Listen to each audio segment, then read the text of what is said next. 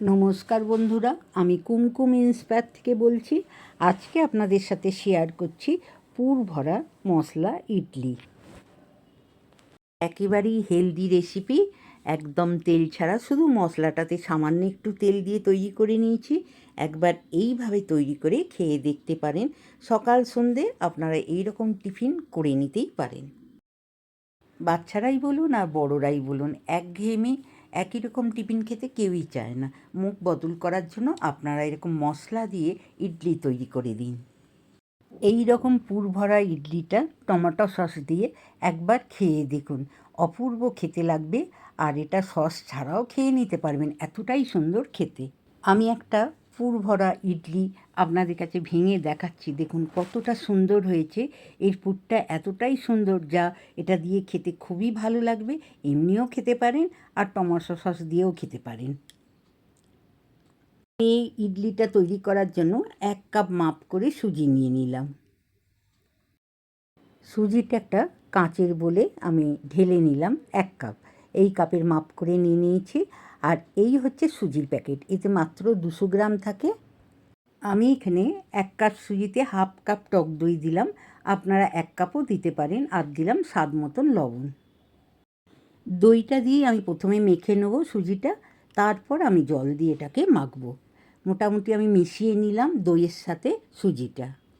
একটু একটু জল দিয়ে ব্যাটারটা গুলিয়ে নিতে হবে।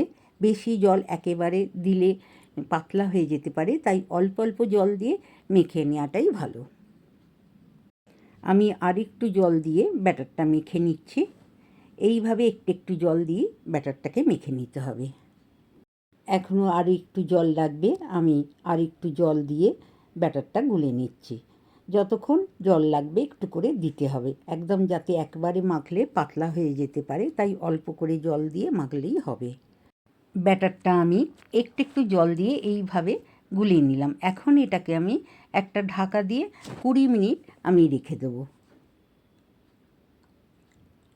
20 মিনিট পর ঢাকাটা খুলে দেখে নিচ্ছি। দেখুন ব্যাটারটা খুব সুন্দর, সুজিটা ভিজে গেছে, খুব সুন্দর নরম হয়ে গেছে। এখন এর মধ্যে দিয়ে দিচ্ছি 1 চামচ ইনো।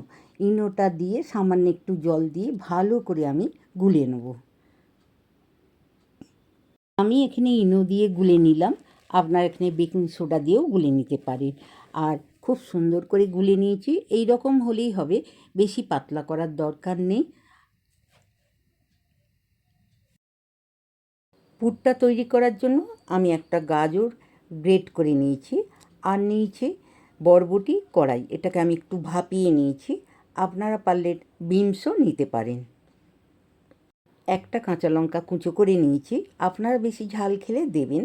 আমি একটা নিয়েছি, আর নিয়েছি অল্প একটু ধনেপাতা কুচো। আমি এখানে একটা আলু সেদ্ধ করে নিয়েছি, আর সেই আলুটাই আমি সবজি কাটা গ্রেটার দিয়ে গ্রেট করে নিচ্ছি। আপনারা পারলে এমনি সেদ্ধ করে মেখে দিতেই পারেন। আমি এখানে আলুটা গ্রেট করে নিলাম, আর আপনারা যদি এখানে পারেন অন্য সবজিও নিতে পারেন। আলুটা আমার গ্রেট করা হয়ে গেছে। কড়াইটা আমার গরম হয়ে গেছে, এর মধ্যে নিয়ে নিলাম 2 চামচের মতন রিফাইন অয়েল।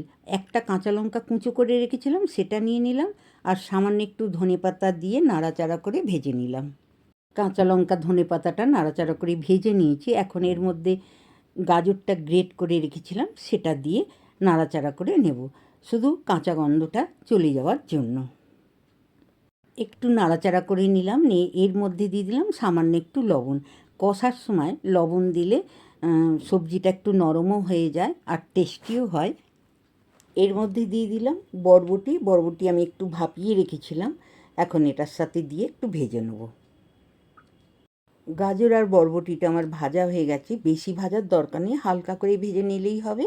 আর এর মধ্যে দিয়ে দিলাম গ্রেট করে রাখা আলুটা দিয়েও আমি নাড়াচাড়া করে একটু ভেজে নিচ্ছি।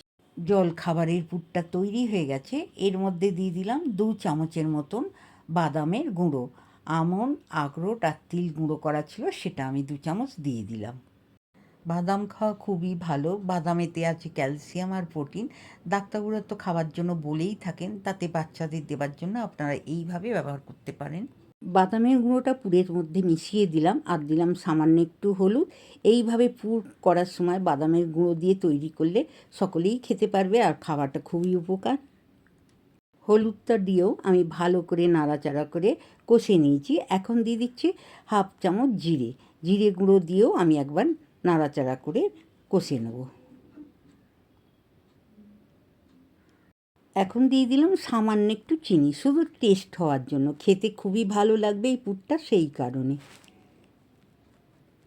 চিনিটা দিয়েও আমি ভালো করে নাড়াচাড়া করে কষে নিয়েছি। এখন দিয়ে দিচ্ছি সবশেষে চাট মশলা। একটু চাট মশলা দিলে এই পুরটা খেতে অপূর্ব লাগবে, ঠিক মনে হচ্ছে যেন আপনারা সিঙ্গারা খাচ্ছেন। পুরটা আমার তৈরি হয়ে গেছে, আমি এখন প্লেটের মধ্যে তুলে নিচ্ছি। এই রকম পুর দিয়ে যদি ইডলিটা তৈরি করেন, খেতে এতটাই সুন্দর হয় আর বাচ্চা বড় সকলেই দেখবেন চেয়ে চেয়ে খেয়ে নিচ্ছে। আমি কড়াইটা বসিয়ে দিয়েছিলাম, এর মধ্যে নিয়ে নিলাম 1 মগ জল আর জলের মধ্যে নিলাম একটা স্ট্যান্ড, আমরা যে তরকারি রাখি সেই স্ট্যান্ড। জলটা ততক্ষণ ফুটতে দিলাম, ততক্ষণে আমি বাটিগুলো তেল ব্রাশ করে নেব। এর মধ্যে দেব ইডলির ব্যাটারটা, এটাতেই আমি ইডলিটা তৈরি করে নেব। বাটিগুলো আমি ব্রাশ করে নিলাম। ইডলির ব্যাটারটা তো গুলেই রেখেছিলাম, আমি সব বাটিগুলোতে 1 চামচ করে দিয়ে দিচ্ছি। আমি 4টে বাটিতেই 1 চামচ করে দিয়ে দিলাম। 4টে বাটিতে আমি ব্যাটারটা দিয়ে দিলাম। একটা বা সব বাটিগুলোই আমি একটু করে নিচে নিয়ে ঠুকে নেব, এতে সমানও হয়ে যাবে আর এয়ারটাও বেরিয়ে যাবে।